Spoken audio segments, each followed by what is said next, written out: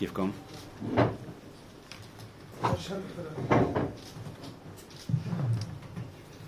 طور القدرة على قتل الأفكار بالرصاص ولم يطور القدرة. And we never left the negotiating table. They did. We urged them many meetings, in every single meeting, bring us and the Israelis back to the negotiating table.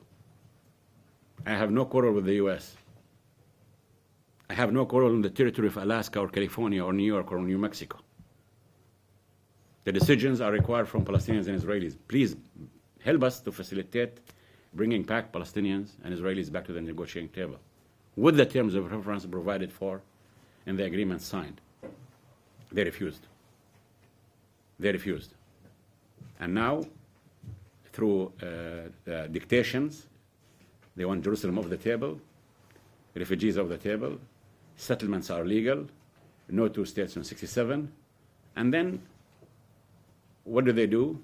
A PLO is considered a terrorist organization by the Congress. November 17th, 2017, the office of the PLO is closed, a written letter, and then the decision on Jerusalem to move the embassy to Jerusalem, and then now to cut the aid to UNRWA. And they really believe that by dictating this, Palestinians will capitulate, and this is not doable. This is not doable.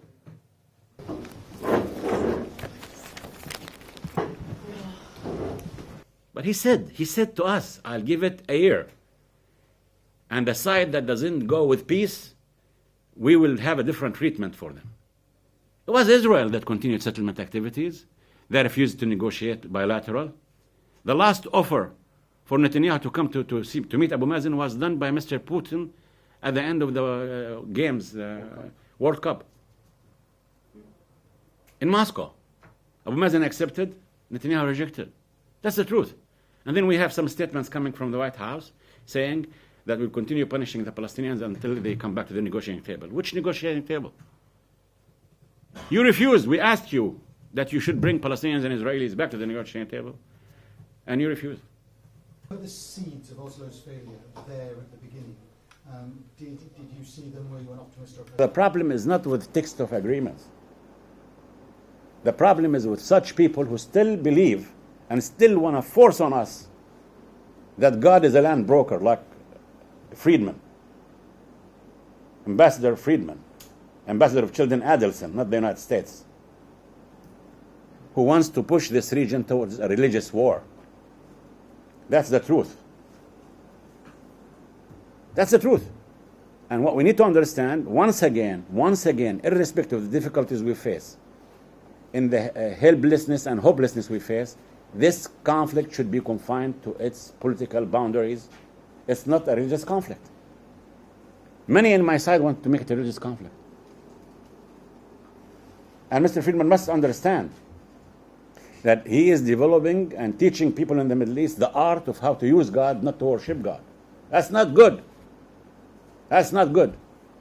So it's not agreements, it's not articles, it's how you define your interest and your intentions. I think as Palestinians we have defined our interest as no one benefits more from achieving peace than us, and nobody stands to lose more in the absence of peace more than us. يعني في اتصالات مباشرة مع But at the end of the day,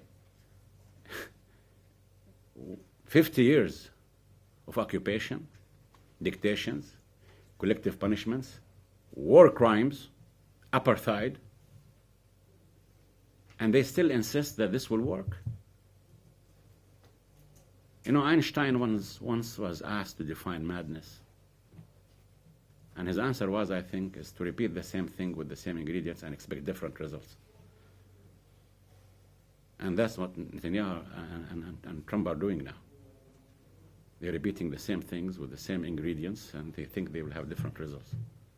Palestinians aspire for freedom, dignity, and Israelis should know that they may have limitations on my armaments, but they should never even think about limitations on Palestinian people's dignity. They should never allow themselves to think this way. And they are, unfortunately. والكرامة الفلسطينية هذا مش شغلها على الإطلاق.